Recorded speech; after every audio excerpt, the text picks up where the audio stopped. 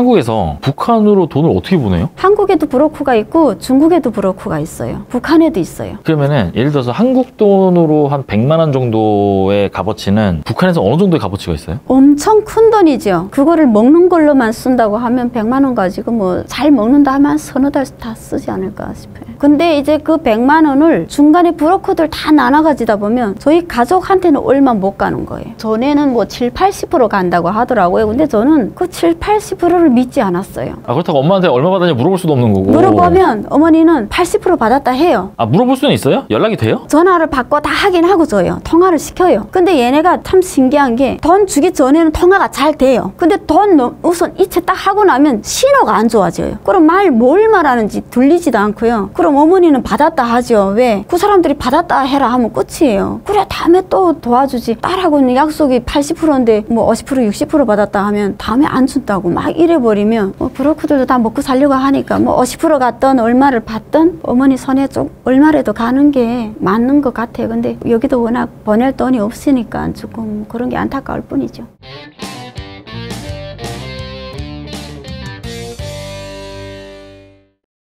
안녕하세요. 반갑습니다. 반갑습니다. 먼저 자기소개 부탁드릴게요. 북한에서 가야금 연주자 겸 가야금 선생님으로 활동하다가 2011년도에 한국으로 기순했습니다. 이름은 윤나경이고요. 이제 유튜브 하면서 나야금으로 계속 이제 이름을 썼어놔가지고 나야금님으로 부르면 되겠죠? 네네, 나야금이 저는 편한 것 같아요. 네. 가야금은 언제부터 하신 거예요? 7살 때 어머니가 가야금 선생님이었어요. 아, 어머님도? 네. 그때 우리 북한이 그 임수경 선생님이 왔을 때거든요. 그래서 그때 통일을 많이 권할 때였어요. 그래서 통일 노래를 노래 부르면서 7살짜리 애가 그 영화관에서 가야금으로 이제 그 노래를 부르니까 모든 사람들이 다 울었던 기억? 일단 북한에서 음악을 배운다는 거 그냥 마음만 먹으면 할 수 있는 일인가요? 아니면 흔치 않은 일인가요? 마음만 먹으면 할 수 있어요. 음악을 대부분 다 한다고 보면 돼요. 기타는 대부분 다 짚을 줄 아는 정도 그런 것 같아요. 근데 가야금은 흔치는 않아요. 그때 당시 저희가 가야금을 어머니가 한 아이당 옥수수 10kg 받았어요. 한 달에? 네. 한 달에 10kg를 받으면서 5명에서 10명. 많을 때는 15명. 아, 그러면 한 50kg에서 한 150kg 큰 정도? 돈이죠. 한 달에 저희가 먹는 식량이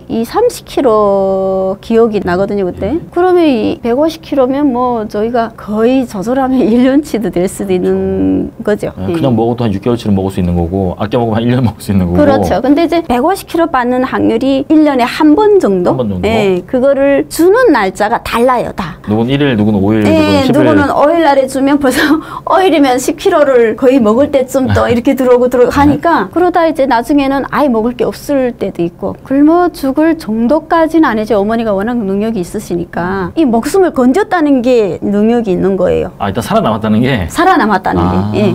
왜냐하면 저희가 97년도부터 배급을 안 줬어요. 네. 그러니까 저 기억으로는 97년도에 많이 굶었죠. 배급이 없으니까 여자들이 장마당 나가서 장사를 하기 시작했죠. 그때 어머니가 가야금을 이제 먹고 살아야 되니까 이제 시작한 거죠. 북한은 뭘 받고 가르쳐 주는 것이 불법이에요. 돈 같은 건 절대로 안 되고 사람들이 만약에 뭐 누가 예를 들어서 신고를 했다 하면 난 달라는 얘기 안 했어. 그냥 내가 배워줬더니 인사로 이걸 가져왔다. 이렇게 하면 괜찮아요. 옥수수 같은 거는. 근데 돈을 주는 거는 조금 안 좋았어요. 예. 그러면은 그렇게 이제 어렸을 때부터 이제 어머니한테 이제 가야금을 배우고 뭐 어디 큰 무대에 선다거나 이렇게 유명해질 기회도 있는 거죠? 큰 무대는 절대로 설 수가 없어요. 그건 왜 그래요? 북한은 백이 있어야 되거든요. 아, 백? 예. 예를 들어서 간부 한 사람 진짜 우월한 사람을 안다든가 아니면 뭐 잘 살아서 뭐 찔러준다든가 두 가지가 있어야 되는데 저희는 두 가지가 다 없어요. 그래서 어머니랑 저는 동네 무대는 설 수 있죠. 내가 서고 싶은 큰 무대는 절대로 못 서요. 그리고 옷도 없어서 못 입어요. 잘 사는 사람들도 차이가 있겠지만 저희 동네는 대부분 옷 한 벌 사면 바지 하나 가지고 1년을 사는 거예요. 그래서 엄청 소중히 다뤄야 되고 이렇게 어디 가서 우사에 막 못 앉아요. 항상 손수건 깔고 앉아야 돼. 그게 닿을까봐.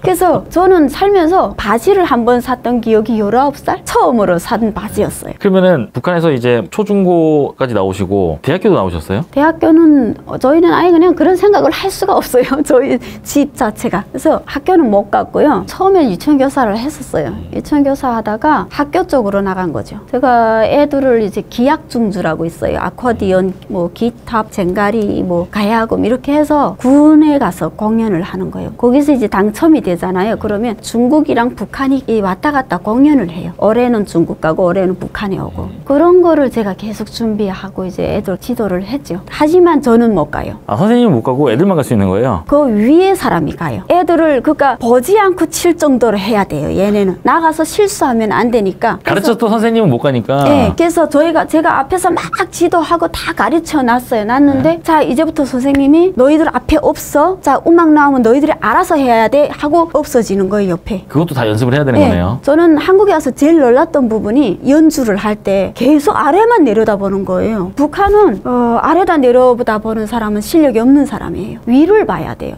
치면서도 위를 보고 악기를 쳐다보면 안 돼요? 네. 그리고 더더욱 저는 어릴 때 우리는 정전이었잖아요. 항상 불이 없잖아요. 그러니까 어두운 데서 치는 거예요. 어두운 데서.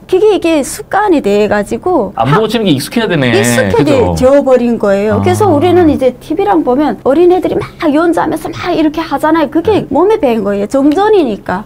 어두운 데서 시작을 했으니까. 한국에서의 가야금은 사실 그렇게 인기가 많은 악기는 아니잖아요. 아, 그렇더라고요. 그렇죠. 네. 북한에서는 어때요? 인기 있어요. 가야금은? 네. 피아노는 어때요? 그거는 있는 집만 하는 거예요. 아코디언은 쉽게 만질 수 있지만 피아노는 제 기억에 웬만해서 볼 수도 없어요. 어느 큰 공연에 애들 데리고 갔을 때 피아노가 있더라고요. 북한은 학교에 이제 몇 대씩 다 무상으로 와요. 나는 가야금 할 거예요 하면 가야금 주고 저는 바이올린이 하면 무상으로 오는데 이제 미공급이 되니까 그걸 탑백으로 다 빼내가 다 가져간 거예요. 없어진 거예요. 97년 전에는 학교에 가면 바이올린도 많고 살만했죠. 아, 근데 97년 그 시점을 기점으로 굉장히 많이 힘들어진 거네요. 아유, 그럼요. 97년도가 제일 힘들었고 98년도부터 사람들이 중국을 조금 다니기 시작했어요. 어제는 목 살아야 되니까. 그럼요. 중국 오늘 밤 갔다가 새벽에 오고 이런 사람들도 있고 다음날 오는 사람도 있어요. 그거 다 불법이었어요? 그럼요. 잡히면 뭐 다 교화서 가죠. 근데 몰라요. 저희도 갔다 와도 몰라요. 실례지만 그러면 아버님은 무슨 일 하셨어요? 아버지가 탄광이었어요. 아버님은 뭐 교화나 이런 게 아니라 그냥 직업이 광부셨던 거죠? 그럼요. 북한은 군인들이 8년에서 10년을 복무하거든요. 나가서. 그러면 그 사람들이 제대되면 다 탄광에다 넣는 거예요. 아, 군대 전역하면은 다 탄광으로. 탄광에다 넣어요. 탄광이 좋은 직업이에요. 농사지으러 안 보내는 게 그런 거예요. 아, 근데 탄광보다 농사가 더 힘든 거예요? 그럼요. 탄광은 좀 멋진 직업이에요. 아, 그래요? 판을 캐잖아요. 땅 농사하는 것보다는 뿌듯하죠. 근데 북한은 정해져 있어요. 농장 다니는 농장으로 제대되고 탄광이나 이런 시내에서 일하는 사람들은 다 그쪽으로 제대되거든요. 근데 시내에서 일을 했다 해도 이 사람 제대를 탄광으로 보내거든요. 그 사람들이 여기서 탄 캐다가 여기 탄이 없으면 다른 데 또 옮겨가야 돼요. 저희가 그런 쪽이었거든요. 형제가 어떻게 되세요? 저희 언니 하나, 남동생 하나. 북한에 계실 때 어떤 일을 하셨어요, 언니는? 언니가 머리가 좀 진짜 좋았었거든요.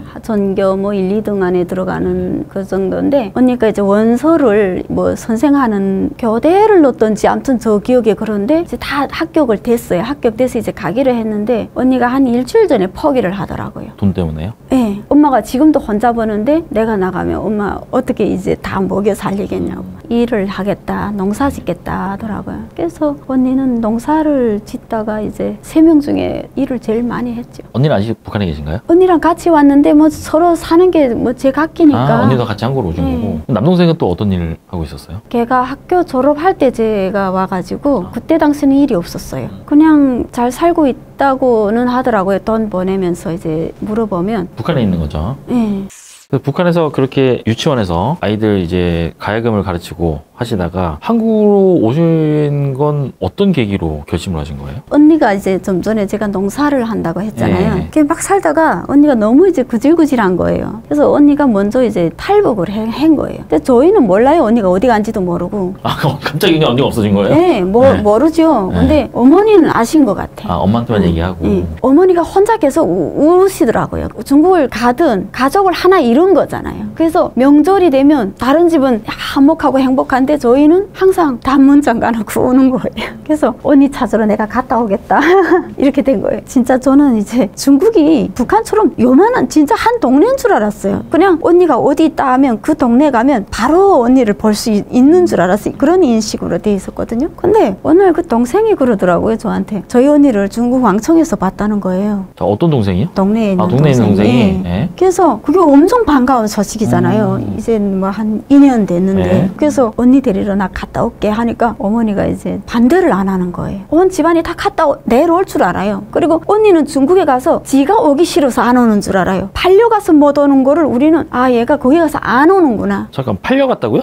네, 저희는 다 팔려가요. 그게 무슨 말이에요? 중국이라는 거는요, 두만강을 건너면 저희를 사러 오는 사람이 다 대기하고 임시매매를 앞에서 딱 하는 거죠. 이게 남자든 여자든 상관없이 아닌 여자만요? 여자만 그러는 것 같아요. 남자 팔려가는 건 제가 못 들었어요. 남자들은 일하러 가는 걸로 아, 알고 이게 있어요. 탈북이 아니라 인신매매 형식으로 네. 중국으로 건너가는 거예요? 네. 그럼 중국에서 이 북한 여성을 사가는 사람들은 일 시키려고 그러는 거예요? 아니죠. 이제 우리가 한국 남자들이 베트남 가서 여자를 데려오는 거랑 똑같아요. 결혼 상대? 그렇죠. 비슷해요. 우리는 이제 그쪽에 데려오는데 여기서는 알고 데려오잖아요. 네, 우리는 그쵸. 모르고 가는 거예요. 저를 데려가는 사람이 남자였거든요. 걔네 엄마랑 우리 엄마랑 친한 집이었거든요. 가까운 집. 언니 찾아가지고 바로 올 수 있다. 일주일 안에 올 수 있다. 왜냐면 그때는 전 선생이었으니까 애들 방학시켰을 때였고 방학하고 빨리 와야 되거든요. 진짜 팔려가는 마음은 전혀 모르는 거죠. 전혀 모르는데 두만강 강 건너기 전에 집이 다 있어요. 자기 숙소라는 게 있거든요. 그때는 제가 22살이었거든요. 거기에 들어갔는데 어떤 36살짜리 언니가 있더라고요. 그 언니는 한 번 나왔다가 잡혀나가서 5년 만에 다시 들어오는 언니더라고요. 이게 잡혀와도 그래도 괜찮아요? 그렇게 뭐 어디 감옥에 가거나 그러진 않아요? 가죠. 그거 나쁜 짓 한 거잖아요. 그러니까 잡혀가요. 불법이니까. 그럼요. 이게 나라를 배신한 거잖아요. 그럼 그분은 중국으로 갔다가 잡혀서 북한으로 다시 와서 교화소 갔다가 다시 또 나와서 또 그럼요. 한 번 중국으로 지금 가는 중이죠. 중인 예. 분이고. 그래서 중국말을 조금 하는 거예요. 만약에 뭐 우리처럼 안녕하세요, 감사합니다, 뭐 배불러, 배고파 이런 정도만 하는 거예요. 그래서 이제 그 브로커 남자랑 이 여자랑 저를 이제 양쪽으로